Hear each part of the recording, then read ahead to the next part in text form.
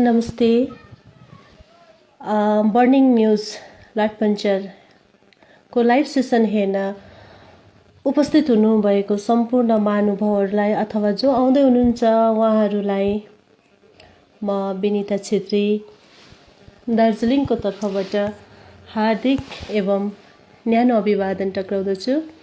साथै शुभ साँझ सबैमा। सायद म समयभन्दा अलिकति छिटो छु है, 5 मिनट, कारण मैले यो चेक गर्नुको निम्ति कोही बेला अब अलिकति नेटवर्क प्रब्लमहरू हुन्छ के हुन्छ भनेर गर्नुको निम्ति म 5 मिनट अघि नै तपाईहरु समक्ष आएकी छु।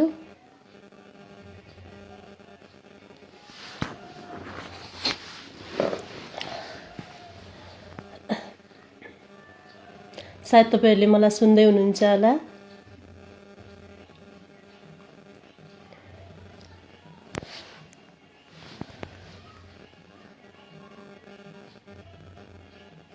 र फेरि पनि एकपल्ट तपाईहरु सम्पूर्णमा म विनिता छेत्री दार्जिलिङको तर्फबाट हार्दिक एवं न्यानो अभिवादन।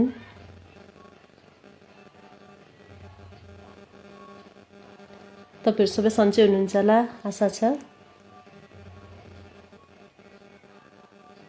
र म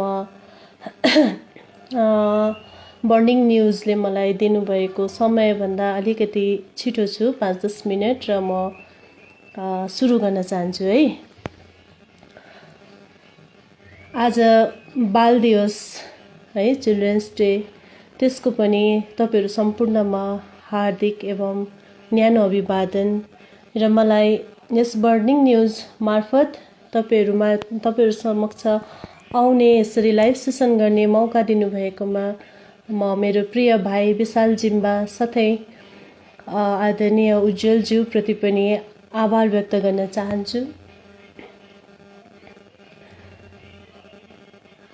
र आज हाम्रो देशको प्रथम प्रधानमन्त्री जो हुनुहुन्थ्यो पण्डित जवाहरलाल नेहरू, उहाँको पनि माफ गर्नु होला, उहाँको पनि जन्म जयन्तीमा हामी हार्दिक नमन व्यक्त गर्दछौँ।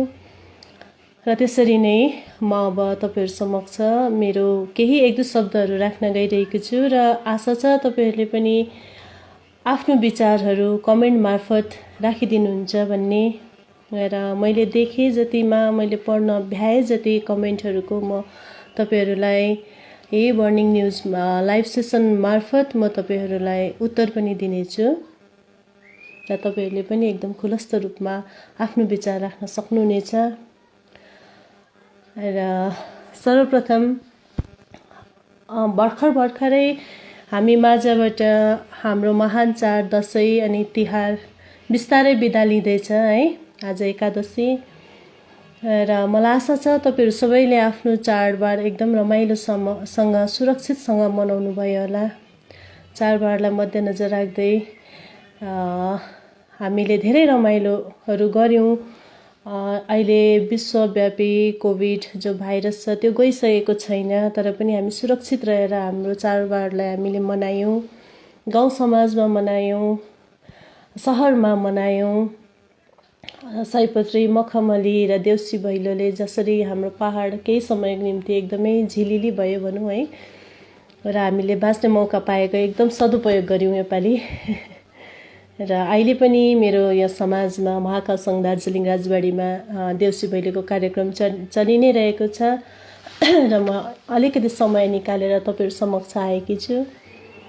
यो देउसी भैलो अथवा हाम्रो संस्कृति, हाम्रो परम्परा मान्ने एउटा हाम्रो चाड त हो नै, हामी मनोरञ्जन त गर्छौँ नै यसमा, तर हाम्रो संस्कृतिलाई अघि बढाएर लाने, लुप्त हुँदै गइरहेको हाम्रो संस्कृतिलाई जगेरा गर्ने, यथावत राख्ने एउटा हाम्रो निम्ति सुन्दर मौका पनि हो यो, जसको हामी सदुपयोग गर्छौँ।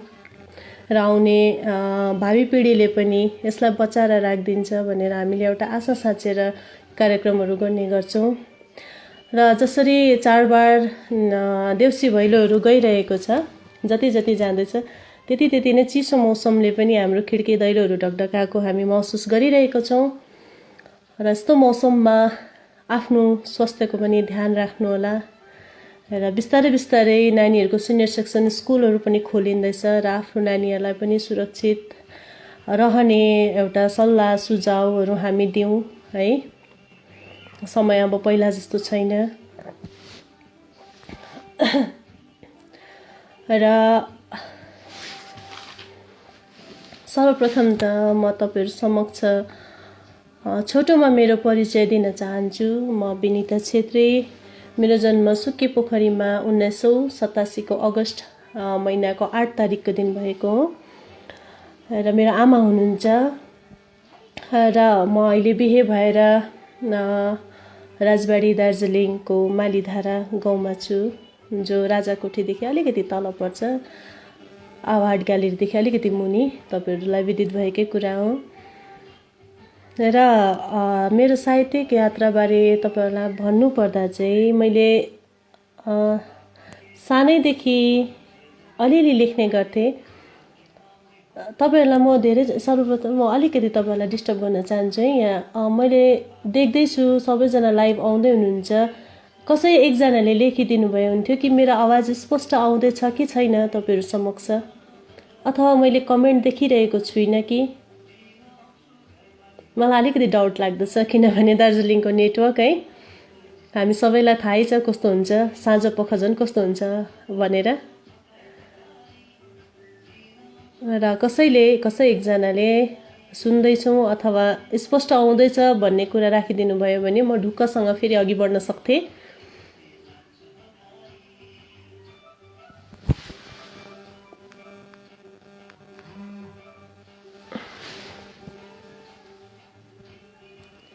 सायद आउँदै नै होला।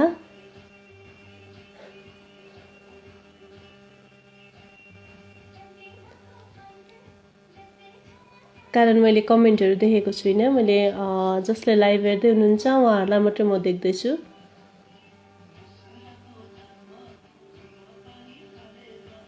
हस् त, म विश्वस्त छु तपाईँहरूले देख्दै हुनुहुन्छ होला।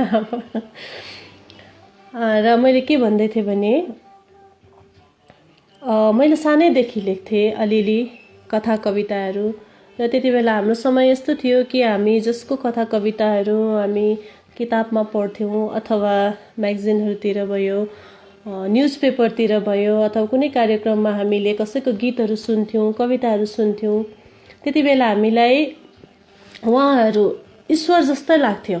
उहाँहरूलाई हेर्नको निम्ति उहाँहरूको छेउमा जान, अब त्यति बेला त अहिले जस्तो सेल्फी सिस्टम त थिएन है। उहाँहरूले एक झलक हामीलाई हेरिदिनु भयो भने पनि हामी एकदमै खुसी हुन्थ्यौँ, जिन्दगी सार्थक भएको जस्तो हामीलाई लाग्थ्यो। सायद त्यही संस्कारले होला आज हामी यो क्षेत्रमा यहाँसम्म आइपुग्यौँ। उहाँहरूको ठुलो हात छ। र मेरो साहित्यिक यात्रामा अब सानोमा लेख्थेँ, म लेखेर बिचमा बिहे भइसकेपछि अब घर गृहस्थी जीवनहरू सम्हाल्दा मदेखि हरेक कुरा छुटेर गएको थियो। म एकदम टाढा थिएँ भनौँ। र मैले दोबारा यसरी आउँछु, यसरी कथा कविताहरू लेख्छु भन्ने कुरा मैले सोचेको थिइनँ भनौँ न है, मलाई लागेको थिएन। तर आज तपाईँहरू समक्ष छु। हामीले लेख्न पढ्न छोडे पनि हाम्रो भित्र जुन चाहिँ त्यो कला ईश्वरले दिनुभएको छ, सायद उसले हामीलाई छोड्दैन र दोहोऱ्याएर त्यही ठाउँमा ल्याइ पुर्याउँछ। यो एउटा संजोग हो भने जस्तो मलाई लाग्छ आजकल। र त्यसपछि मैले 2015देखि अलिअलि कविताहरू लेख्दै गएँ। 2016मा मेरो प्रथम कृति कविता सङ्ग्रह मनको साइनो प्रकाशित भयो। त्यसपछि साहित्यिक दाजुभाइ दिदीबहिनीहरूसँग, जो साहित्य क्षेत्रमा हुनुहुन्छ साथीहरू, उहाँहरूसँग भेटघाट हुँदै गयो, चिनाजाना हुँदै गयो।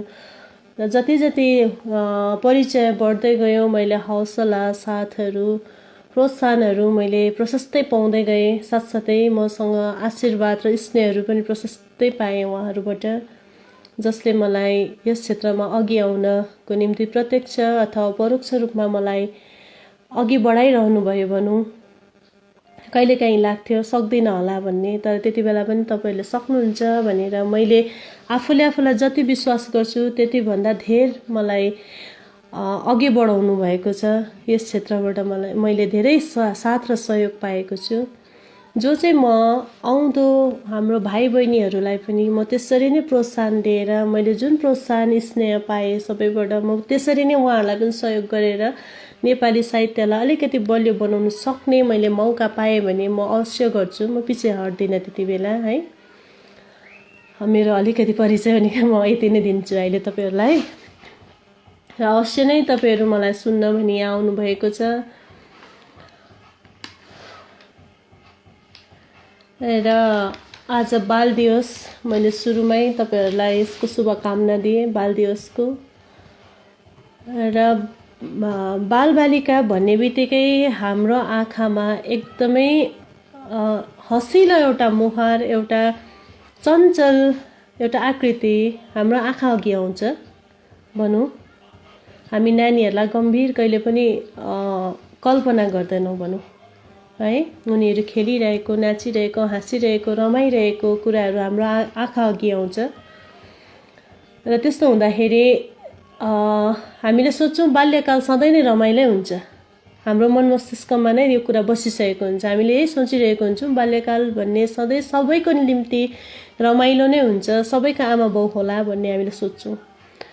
त्यो एउटा पाटा भयो। तर अर्को पाटो हामीले हेऱ्यौँ भने सबैको निम्ति बाल्यकाल सहज र सजिलो जति हामी सोच्छौँ त्यस्तो हुँदैन।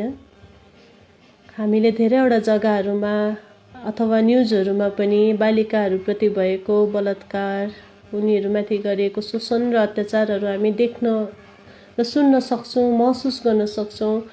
हाम्रै पहाडका पनि कतिपय ठाउँहरूमा हामीले बाल मजदुरहरूलाई देख्छौँ। कति भाग्यमानी हुन्छन्, उनीहरूको मालिकहरूले उनीहरूलाई खाना लाउनदेखि लिएर शिक्षा दीक्षा दिएर उनीहरूको जिन्दगी बनाइदिनुहुन्छ। तर सबैको त्यस्तो हुँदैन। कतिले खानाभन्दा धेर कुटाइ खाँदो, कतिले आफ्नो बाल्यकाललाई भित्रभित्रै मारेर उसलाई जबरजस्ती ठुलो हुनु कर लाग्छ र आफ्नो परिवार पाल्न कर लाग्छ। त्यस्तो बालबालिकाहरू पनि हामी देख्छौँ है। हाम्रै वरिपरि हुन्छन् उनीहरू। र मैले 2015मा एउटा ठाउँमा म बस्थेँ जहाँ मेरो वरिपरि बाल मजदुरहरू धेरै थिए।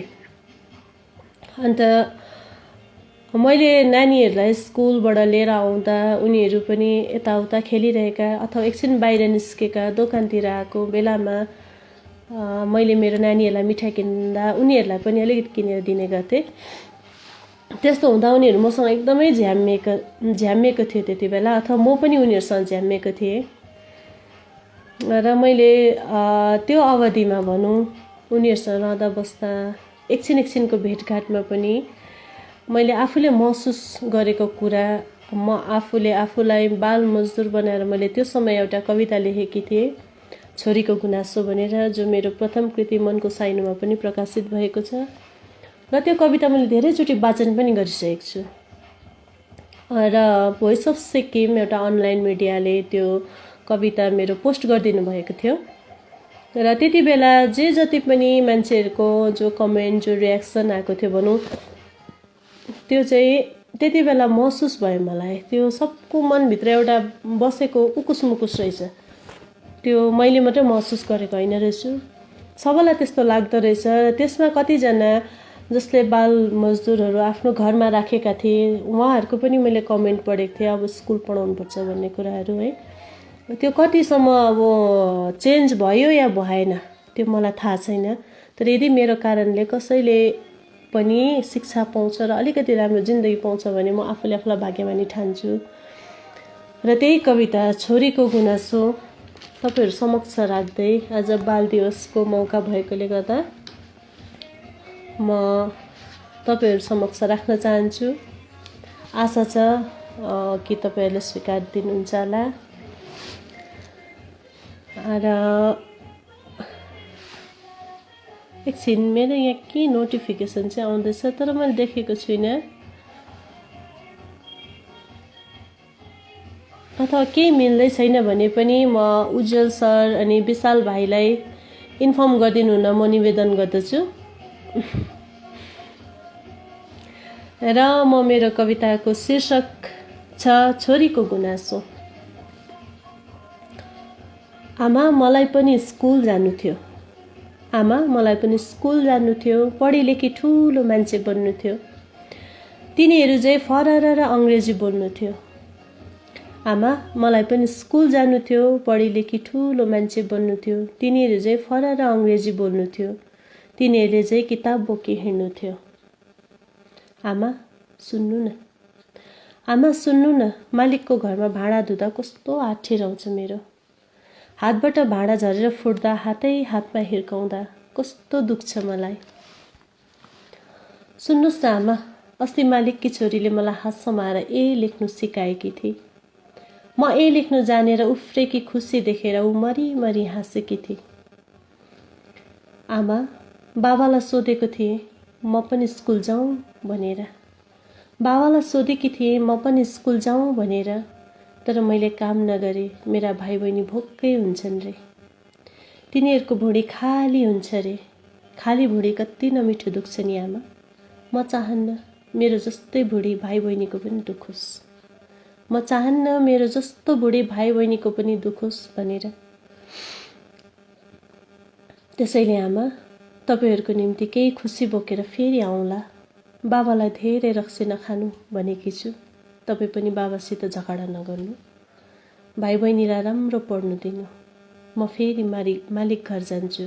अर्को दशैँमा आउँछु सायद। गएला आमा। र एउटा छोरीको सानो गुनासो मैले एउटा बाल्य मन भएर, जस्तै बालबालिकाले यस्तै सोच्दा हुन् भन्ने एउटा मनमा लागेर मैले उनीहरूकै भावनामा लेख्न खोजेकी हुँ। तपाईँहरूलाई के कस्तो लाग्छ कृपया कमेन्ट बक्समा केही लेखिदिनु होला। अथवा लेख्दै हुनुहुन्छ या मैले देखेकी छुइनँ, त्यो बेग्लै कुरा हो।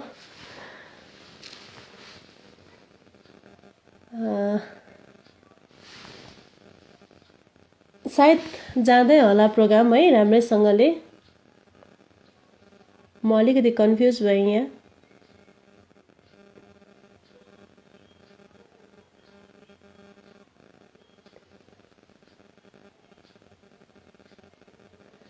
अनि अर्को कुरा म के राख्न चाहन्छु भने, जसरी बाल्यकालमा आमा बाउको साथ, समय र संस्कारको नानीहरूलाई एकदमै जरुरी हुन्छ, अहिलेको जमानामा झन् धेरै जरुरी हुन्छ। सोसियल मिडियाको जमानामा हामी सबै आफ्नो आफ्नो फोन बोकेर बस्छौँ। इभन हामी नानीहरूलाई पनि हामीदेखि अलिकति हामी आफ्नो समय, आफ्नो काम निकाल्नुको निम्ति उनीहरूको हातमा फोनै थमाइदिन्छौँ। जसले आमा बाउको मोह अथवा आमा बाउ प्रतिको एउटा बन्डिङ, नानीहरू बिचको बन्डिङ जो छ एकदम धमिलो भएर गइरहेको महसुस गर्छु म। हाम्रोमा पनि फुर्सद हुँदैन उनीहरूलाई समय दिनुको निम्ति। हामी अरू कुरामा लागिरहेको हुन्छौँ। म अरूलाई दोषाएको होइन, सबैको नानीहरू त्यस्तै हो। अहिले झन् कोभिडले गर्दाखेरि फोन नै नानीहरूको निम्ति सब थोक बन्दै गइरहेको यो समयमा एकदमै गम्भीर अथवा चिन्तित समय हो यो। त्यति बेला हामीले एकछिन फोन राख न, मलाई बात मार्नु छ तिमीसित भनेर हुन्छ कि फकाएर हुन्छ, अथवा आज फोन गोजीमा राखेर हामी कतै जाउँ है घुम्नको लागि, अथवा पारिवारिक समय जो छ पल छ हामी बिताउँ है भनेर हामी नानीहरूसँग सरसल्लाह गरौँ, हामी नानीहरूसँग नाचौँ, गाउँ, उफ्रियौँ, जे पनि गरौँ। तर फोन बाहेक घरमा मान्छे पनि छ भन्ने कुरा चाहिँ नानीहरूलाई हामी महसुस गराउन सकौँ जस्तो मलाई लाग्छ। म आफै व्यक्तिगत रूपमा पनि म यस्तै कुरा नै महसुस गर्छु। र सोसियल मिडियाको बारेमा त मैले तपाईँहरूलाई भनिरहनु परेन है, तपाईँहरू सबैलाई जानकारी छ। यसको सदुपयोग छ भने दुरुपयोग पनि छ। र त्योदेखि बाहेक हामीले पहाडका युवावर्गहरू भयो, जस्तै 13 वर्षदेखि हामी 18 वर्ष बिचकोलाई त नानीहरूकै रूपमा हेर्छौँ, बालबच्चाकै रूपमा हेर्छौँ। उनीहरूको ध्यान कतातिर जाँदैछ, नसालु पदार्थतिर जाँदैछ कि अथवा अरू केही सोसियल मिडियासँग रिलेटेड सम्बन्धित कुनै प्रथम त म गेमै राख्छु। गेमप्रति मात्रै नानीहरूको लगाव बेसी बढ्दैछ कि हामीले त्यस्तो कुराहरूलाई पनि अलिकति ध्यान दिउँ। र यसमा साहित्य र कलाले हामीलाई ठुलो सहयोग पुर्याउन सक्छ। घरमा कुनै पनि नानी, कसैको पनि नानी साहित्य र कलाप्रति अलिकति उसको झुकाउ छ भने उसले त्यसलाई निखारेर आफूलाई ठाउँमा पुर्याउने एउटा कोसिस गर्छ जस्तो मलाई लाग्छ। तपाईहरूलाई के कस्तो लाग्छ? उनीहरूले गाउँछ भने गाउनुको निम्ति हामी उनीहरूलाई प्रोत्साहन दिउँ, प्रोत्साहित गरौँ। लेख्छ भने लेख्नेपट्टि, अथवा किताब पढ्छ मात्रै भने पनि त्यो पनि एकदमै राम्रो कुरा हो। हामी संस्कृतिले धनी जाति हौँ। हाम्रोमा गर्नुको निम्ति थुप्रै थुप्रै थुप्रै चिजहरू छ, तर हामीले त्यसमा ध्यान दिएको हुँदैनौँ। बजाउनुको निम्ति हाम्रोमा धेरै साधनहरू छ, त्यो बारे हामीले नानीहरूलाई परिचित गरौँ। तिमी यो कुरा बजाऊ, अथवा तिमीले यो कुरा सिक, अथवा तिमीले पढ अथवा लेख, केही न केही कुरामा चाहिँ हामीले उनीहरूलाई अलिकति इन्गेज गराउन सक्यौँ भने उसले त्यही विषयलाई ध्यान दिन्छ। र बाँकी अरू जति पनि नेगेटिभ कुराहरू छ हाम्रो वरिपरि, त्यस्तो कुराहरूदेखि नानीहरूले अलिकति आफूलाई डाइभर्ट गर्छ, आफ्नो ध्यान अलिकति हटाउँछ जस्तो मलाई लाग्छ। र आफूले जे आफ्नो बन्न चाहन्छ त्यो कुराप्रति आफूलाई ढाल्छ जस्तो लाग्छ मलाई। नत्र हामी आजकल के गर्छौँ, स्कुलको किताब मात्रै पढेर नानीले राम्रो अङ्क ल्याएर पास मात्रै गरिदियो भने पनि हामीलाई ठुलो चिज हुन्छ। त्योदेखि बाहेक पनि धेरै कुराहरू छ गर्नुको निम्ति जीवनमा, जसको निम्ति हामी प्रोत्साहित गरौँ नानीहरूलाई। कसैका नानीहरू एकदमै राम्रो नाच्ने हुन्छ, पहाडमा त त्यसै पनि हामी यो सब कुराहरूमा नानीहरूलाई छुट नै दिन्छौँ। हामी बाँधेर राख्दैनौँ उनीहरूलाई। फुटबलहरू खेलाउँछौँ गाउँ समाजमा, त्यो एकदमै राम्रो लाग्छ मलाई। नानीहरूले फुटबल खेलेको, ब्याडमिन्टन, भलिबल, चाहे जेमा पनि होस्, उनीहरू म्याराथन, अहिले त झन् म्याराथन छ, साइक्लिङ छ। हाम्रोमा विकल्पहरू धेरै छ जसमा हामीले हाम्रो नानीहरूलाई इन्गेज गराउन सक्छौँ र हामीले उनीहरूलाई त्यो ठाउँमा पुर्याउन सक्छौँ जहाँ हामीलाई एकदमै टाढो लाग्थ्यो, हामी त्यहाँ कहिले पनि पुग्न सक्दैनौँ भन्ने लाग्थ्यो। त्यस्तो अहिले हुँदैन। र म चाहन्थेँ कि यो भिडियो मार्फत केही सल्लाह सुझावहरू आयो भने म पनि तपाईँहरूबाट केही सिक्थेँ, अथवा प्रश्नहरू आयो भने म पनि तपाईँहरूलाई उत्तर दिन्थेँ भनेर। तर अफसोस मैले यहाँ केही देखिरहेकी छुइनँ।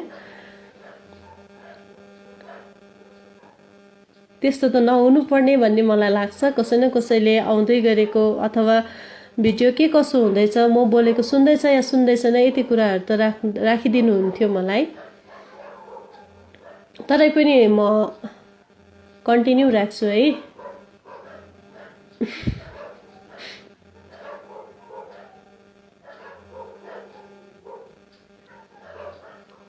र अब भने म तपाईँहरू समक्ष एउटा सानो कथा प्रस्तुत गर्न लागिरहेकी छु, जुन कथा 2019मा निस्किएको मेरो दोस्रो कृति कथा सङ्ग्रह हिमफेदीका कथाहरूबाट हो, जसको शीर्षक मैले सल्लोनी राखेकी छु। मैले अघि नै तपाईँहरूलाई भने सबैको बाल्यकाल एउटै हुँदैन। हरेकको जीवन बचाइ अथवा भोगाइ एकदमै फरक हुन्छ। जस कसैलाई त्यो बाल्यकालको सङ्घर्षले एकदमै राम्रो ठाउँमा पुर्याउँछ भने कसैलाई एकदमै गलत ठाउँमा पनि धकेल्न सक्छ। र हामी आशा गरौँ कि हाम्रो वरिपरि कोही पनि बाल मजदुरहरू छ र उनीहरू सङ्कटमा छ भने उनीहरूलाई मद्दत गर्नुको निम्ति हामी कहिले पनि नहिचकिचौँ। अथवा उनीहरूले के खान्छ या खाँदैन, तिमीहरू भोकै छौ अथवा खायौ केही भन्ने कुराहरू त्यति सानो प्रश्न गरिदियो भने पनि, अथवा हामीले उनीहरूलाई आफ्नो तर्फबाट केही गरिदिनु सक्यौँ, सानो सहयोग, एकदमै ठुलो म भन्दिनँ, सानो सानो सहयोगले पनि मान्छेलाई ठुलो गुण हुन्छ कहिलेकाहीँ। त्यो गरिदिनु सक्यौँ भने पनि उनीहरूले हौसला पाउँछ जीवनमा। सायद उनीहरूले पोजिटिभ चिजहरू देख्छ, सोच्नु सक्छ भन्ने मलाई लाग्छ। र म तपाईँहरू समक्ष एउटा कथा राख्न गइरहेकी छु, जसको शीर्षक छ सल्लोनी। यो पनि एउटा बाल मजदुरसँग सम्बन्धित कथा नै हो। मैले यो पहिले वाचन गरेकी छुइनँ र सर्वप्रथम तपाईँहरू समक्ष वाचन गर्न लागिरहेकी छु। र गर्दै जाँदा बिचमा केही भुल भए म पहिलेबाट नै तपाईँहरूबाट क्षमा चाहन्छु। मेरो कथाको शीर्षक सल्लोनी। आज के भएछ यसलाई? 6 बजेसम्म पनि उठेको छैन। अहिले त्यसको आन्टी उठ्यो भने 7 जाने गरी कराउँछ एक बिहानै। मनमनमा सोच्दै सल्लोनीको कोठाको दैलो ठेल्छिन् बोजू। खुल्लै रहेछ। भित्र च्याइन्, भुइँमा ओछ्यानमा त्यतिकै छ, उठाएको छैन। भित्र च्याइन्, भुइँमा ओछ्यान त्यतिकै छ, उठाएको छैन। हलदेखि बाहिरपट्टि टोयलेट बाथरुम पुग्न अघि सानो स्टोर रुम छ। त्यसकै एक साइडमा प्लास्टिकको कालो थर्मोकोल ओछ्याएर त्यसमाथि पुरानो पातलो भइसकेको तोसक अनि तोसकमाथि रङ उडिसकेको बीचबाट च्यातिन सुरु हुँदै गरेको च्यादर र मैला खोल भएको सिरानी। खुट्टापट्टि सानो कालो बाकस। उसको आफ्नो भन्नु त्यति नै छ त्यो कोठामा। कोठा त साह्रै भन्न नमिल्ला, कोठा त होइन, तर उसले आफ्नो कोठा जत्तिकै माया गर्छ त्यसलाई। ऊ त्यहाँ बसेर आफ्नो माइलाई साडी, बापुलाई सर्ट र भाइ बहिनीलाई मिठाई र खेलौना अनि रातो हरियो क्यान्डलहरूसँगै सानो केक लिएर घर जाने सपनाहरू बुन्छे। आजभन्दा 2 वर्ष अघिको कुरा हो। उसकी मालिकनीले उसलाई डुवर्सबाट रम्फू ल्याउँदा ऊ 10 वर्षकी थिए। कम्मरमा सानो बहिनीलाई बोकेर उसकी माईले आँसुसरी भएर खेतबाट हात हल्लाउँदै हेरिरहेकी थिए। माईको साडीको आँचल पक्रेर मुखमा हाल्दै उसको भाइ माईको पछाडि लुकेको थियो। उसको बाबु मालिकनीको हातबाट नोटको बुङ थापेर एकछिनमा मिलिक्कै हराएको थियो। सल्लोनीलाई हात हल्लाउन माईसँग खेतमा आएन उसको बाबु। टिस्टा नदीको बगर गाडीको सेकेन्ड सिटमा बसेर आउँदा उसलाई घरिघरि गाडीमा नदी झर्छ कि गाडी नदीमा झर्छ कि जस्तो लागेर च्युँ च्युँ हुँदा दुवै हातले अगाडि मालिकनी बसेको सिट च्याप्प पक्रेर आँखा चिम्म गरेकी थिए। उसले काम गर्ने घरमा जम्मा 5 जनाको परिवार छ। मालिकनीलाई ऊ अङ्कल आन्टी भन्छे। यसै भनेर सम्बोधन गर्ने आदेश छ उसलाई। अङ्कल आन्टीको एक छोरा एक छोरी छन्, आनन्द र आराधना, अनि अङ्कलकी आमा छिन्। अङ्कल आन्टी दुवै अफिस हिँडेको केही बेरमा आराधना पनि स्कुल जान्छे। ऊ 10औं कक्षामा पढ्छे। आनन्द एचएस सकेर कम्प्युटर कोर्स गर्दछ। सबै निस्किएपछि दिनभरि घरमा बोजू र सलोनी मात्र हुन्छन्। कहिलेकाहीँ आनन्द छिट्टै आउँछ अनि आफ्नो कोठामा पसेर कि त मोबाइल कि त ट्याब्लेट कोटाइरहन्छ। ऊ कसैसँग पनि त्यति बोल्दैन। कुनै नराम्रो कुराको लत छ उसलाई, गोटी खान्छ भनेर मालिकनीले आफ्नो छोरालाई सम्झाउँदै गरेको सुन्छे सलोनी। तर उसलाई थाहा छैन गोटी केलाई भन्छ।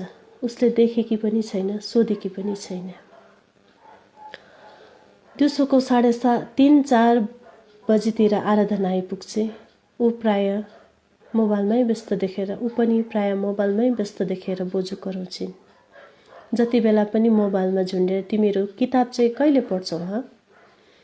बोजूको कुरा अहिलेको जमानामा कसले सुन्छ? न्यास्रो अनुहार बनाएर टिभी खोलेर धारावाहिक हेर्न थाल्छिन् बोजू। बेलुकी सबै काम सानाकसिनिक्क पारेर सबैभन्दा ढिलो सुत्छे सलोनी। बिहान पनि उनै छिट्टो उठेर बोजूलाई किचनमा सघाउँछे। दोकान गएर सौदापात ल्याउँछे। घरको प्राय सबै काम गर्छे। कहिलेकाहीँ सरसामान फोड्दा आन्टीको भक्कु गाली खानु मात्र होइन, 2-3 झापट पनि खानुपर्छ उसले। आन्टी अफिस हिँडेपछि बोजूले खानेकुराहरू या मिठाई खान भनी 10-20 रुपियाँ दिएर माया गरेर फकाउँछिन्। ढक बल्ल टोयलेटको दैलो खोलेर बाहिर आई सलोनी। सधैँ जस्तो जाँगर देखाएन आज, अल्छीसरी काम सकि। बोजू मलाई भुँडी दुख्दैछ, काम सकेर एकछिन सुत्छु नि। सबै हिँडेपछि उसले बोजूलाई भने, के खाइस् होला बिसाउने, जा सुत एकछिन। भनिसकेपछि बोजूको अनुभवी मनले सायद उसको अवस्था बुझेर होला फेरि छेउमा बोलाएर सोधिन्, ए सल्लोनी, यहाँ आइज त कति वर्ष पुगिस्? अस्ति जुनमा 12 पुगेर 13 लागे बोजू। बिहान टोयलेटमा किन त्यत्रो बेर के गरी बसिस्? सलोनी टाउको निहुराएर उभिरहे।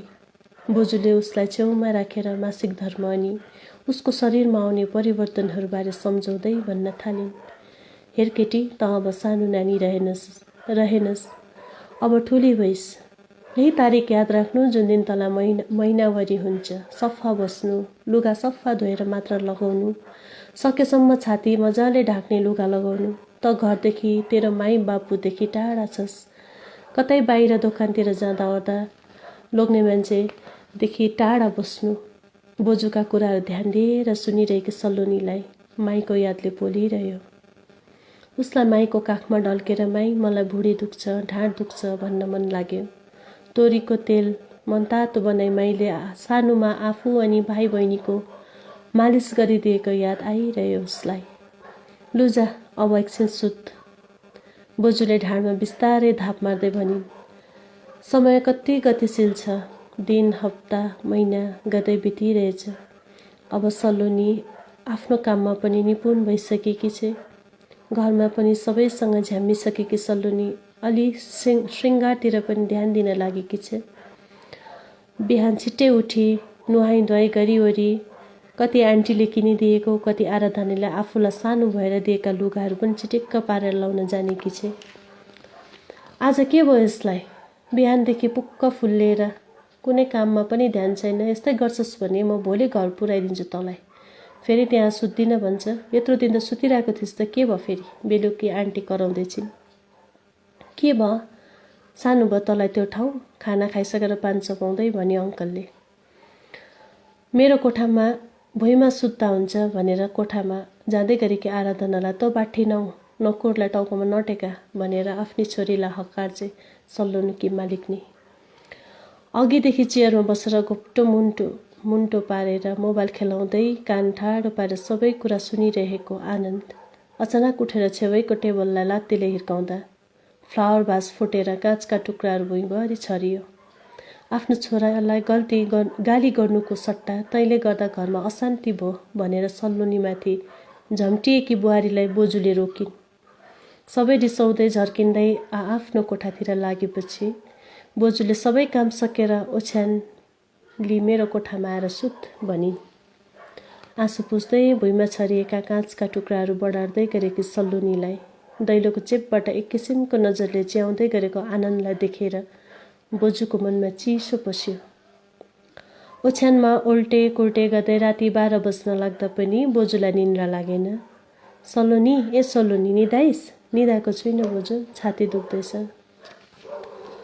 के भयो फेरि? मेरोमा दबाई छ होला, उठ त। ऊ पर मेरो खुट्टाको छेउको, ऊ पर मेरो दबाईको बट्टा तान्तिर खुट्टाको छेउको। बोजूले बत्ती बालेर हेर्दा अझै रुँदै गरेकी सल्लोनी जुरुक्क उठेर अचानक बोजूको दुवै खुट्टा च्याप्प समाएर भन्न थाली, बोजू मलाई मेरो माई बापू भएकोमा पठाइदिनु, मलाई मद्दत गर्नु, म अब यहाँ बस्न सक्दिनँ। हन कस्तो कुरा गरेको तैँले? के भयो फेरि? अचम्म मान्दै सोध्छिन् बोजू। म सुत्ने कोठामा दैलो राम्रो छैन। हिजो राति आनन्द दाजु आएको थियो। पहिला मलाई मोबाइलमा के देखाउन खोज्यो। भयो म हेर्दिनँ भन्दा मलाई जबरजस्ती मेरो हात समाएर म भागेर आन्टीलाई बोलाउँछु भनेर रुँदै गर्दा आराधना दिदीले देख्नुभयो र मात्र छोडे मलाई। बोजू मेरो छातीहरू पुरा दुखिरहेको छ।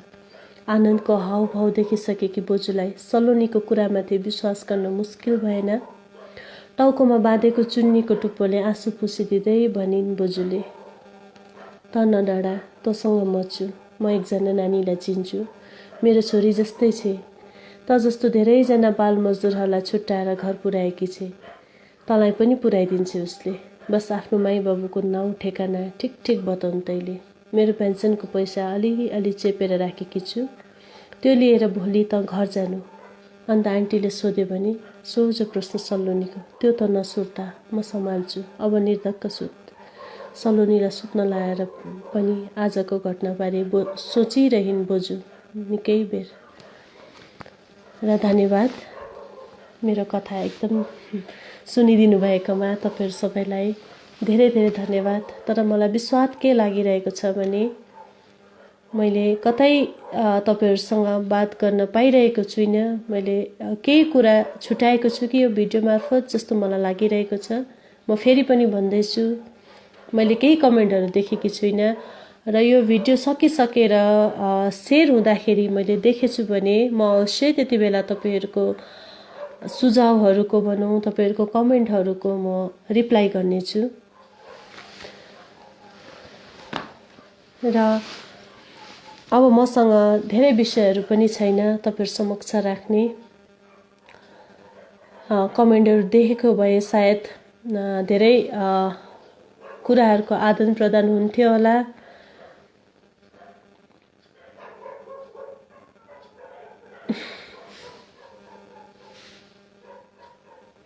तर मेरोमा त्यस्तो अहिलेसम्म केही आएको छैन। यति चाहिँ थाहा छ सायद लाइभ चाहिँ हुँदैछ भनेर।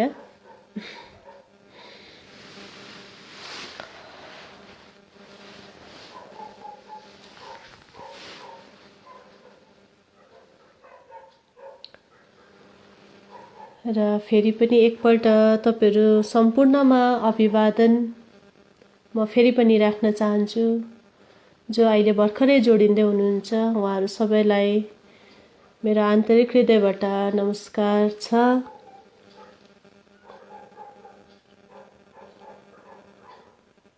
र म अब एउटा कथा र एउटा कविता तपाईहरू समक्ष राखेर म समयभन्दा अगावै तपाईहरूबाट बिदा लिन चाहन्छु।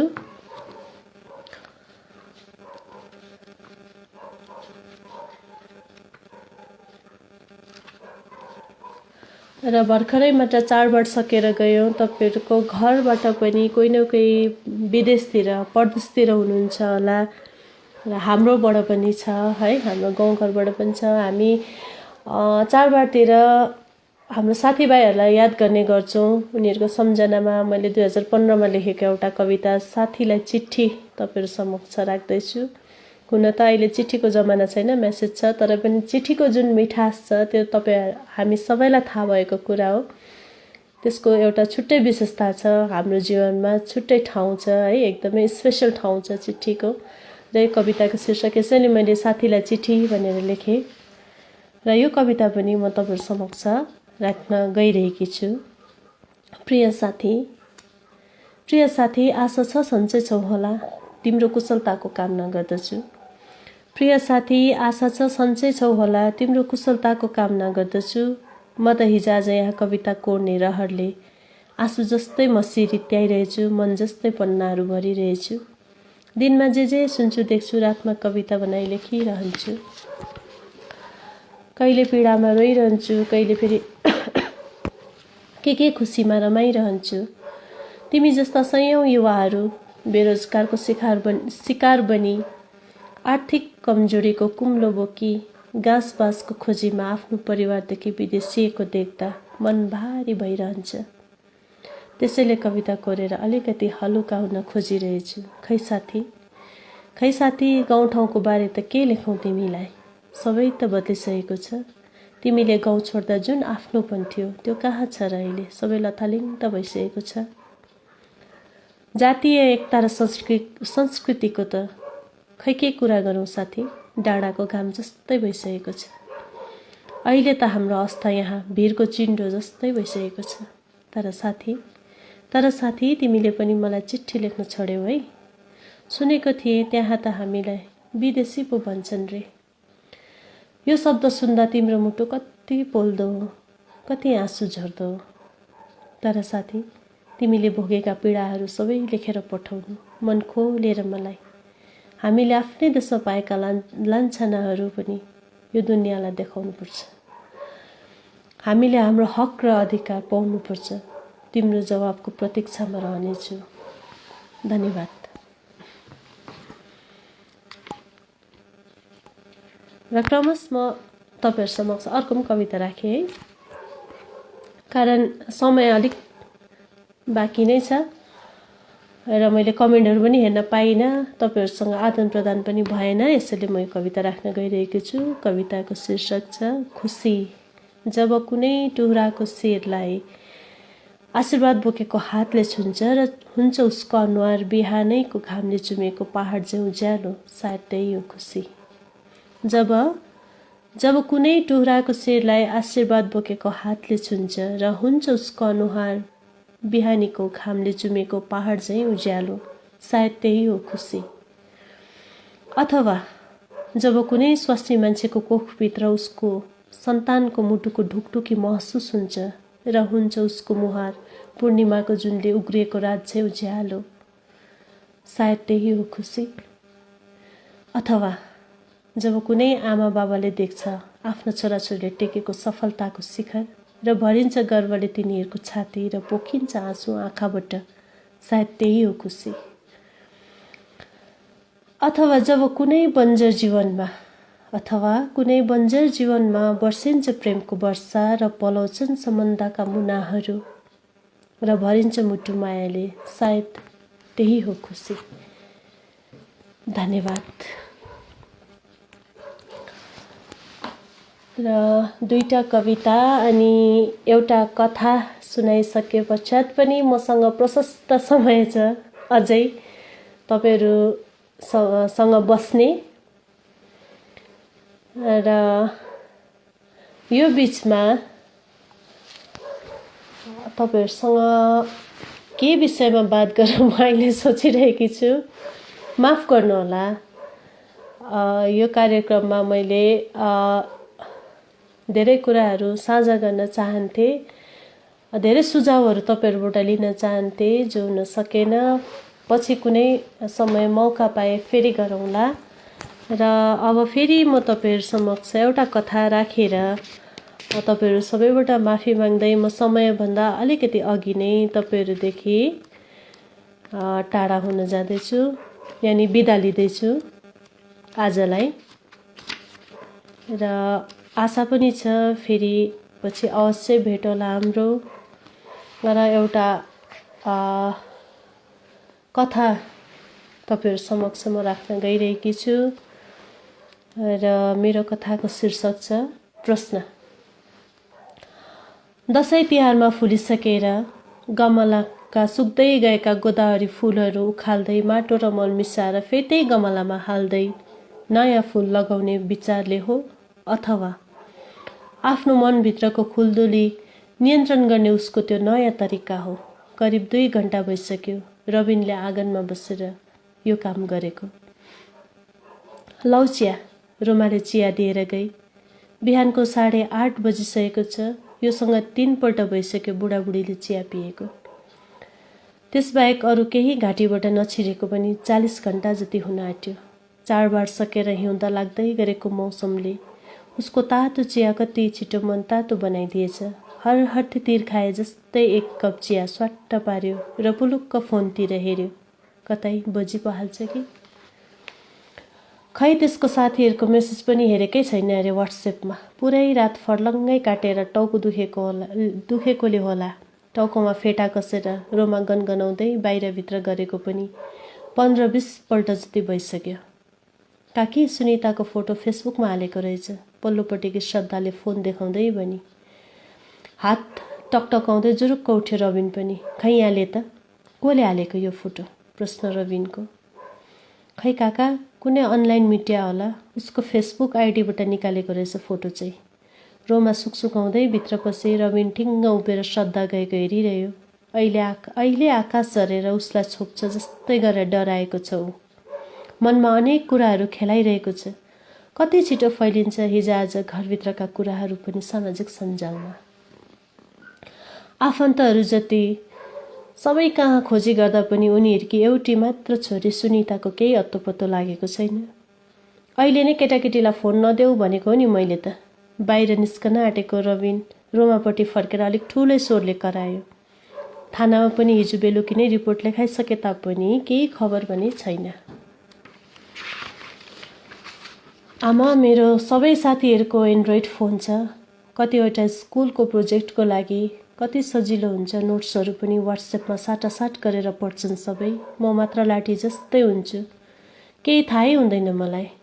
7 महिना अघि मात्र यसरी दुःख पोखाएकी सुनिताको कुरा सुन्दा हो जमाना अनुसार चल्न सिकाउनुपर्छ नानीहरूलाई, नत्र हामी जस्तै हुन्छ सोचेर सुँगुर बेचेको पैसाले तिनीहरूले छोरीको निम्ति स्मार्टफोन किनिदिएका थिए। जति बेला हेर्दा पनि फोनमै मात्रै हुन्छस् त, अलिक पढ्नुमा पनि ध्यान दे। फेल भइस् भने चाहिँ तेरो फोन कट्टाइदिन्छु, रोमाले एक दिन हकारेकी थिए। होइन मम्मी, स्कुलका साथीहरू मात्र भनेर फोन बन्द गरी टिभी हेर्न थालेकी थिए उसले। तर उसको ध्यान टिभीतिर नभएर अन्य कतै पो थियो कि। एक तमासले धपक्क बोलेको अनुहारको हावभाव देख्दा आमा चाहिको मनभित्र चस्सै डर नपसेको चाहिँ होइन।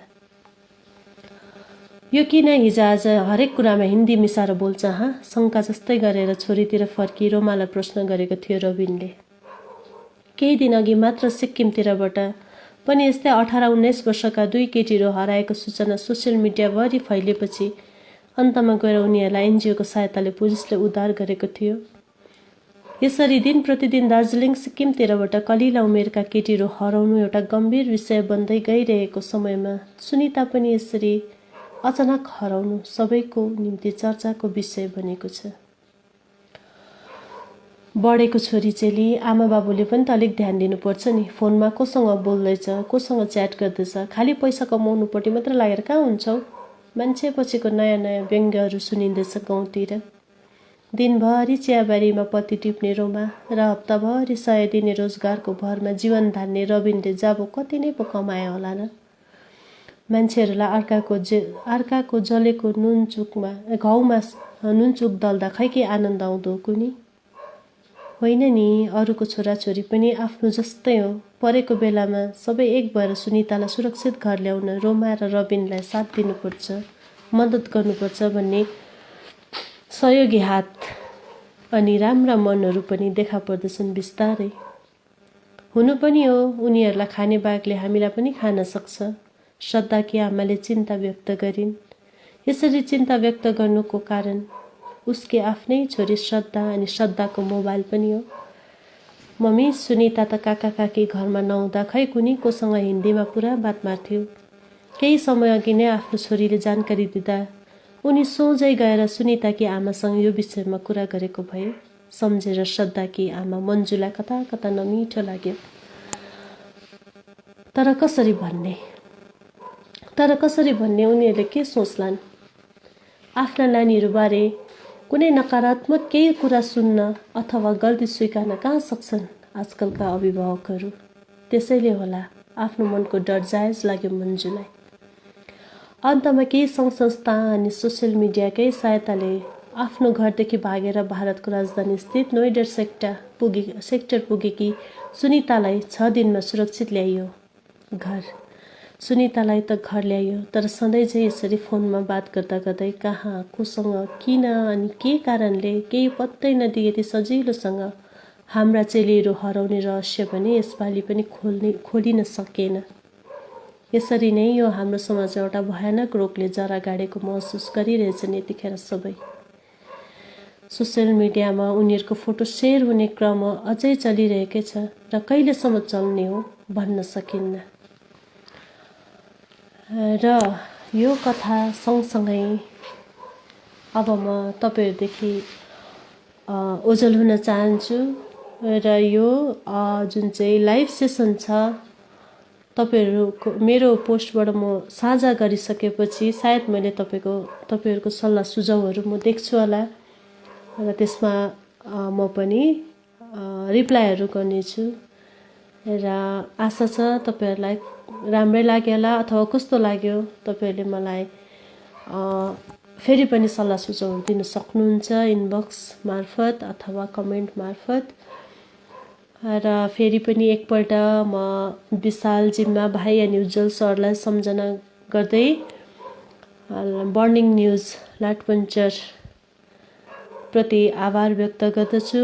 मलाई यसरी लाइभ आउने तपाईँले मौका दिनुभयो, खुसी छु र मबाट केही गल्तीहरू भए म क्षमा चाहन्छु तपाईँहरू सबैसँग। र यति बेलासम्म मलाई साथ दिनुभएकोमा तपाईँहरू सबैलाई धेरै धेरै धेरै धन्यवाद। आफ्नो स्वास्थ्यको ध्यान राख्नुहोला, सुरक्षित बस्नुहोला भन्दै म तपाईँहरूदेखि ओझल हुन चाहन्छु। सबैमा शुभरात्रि। धन्यवाद।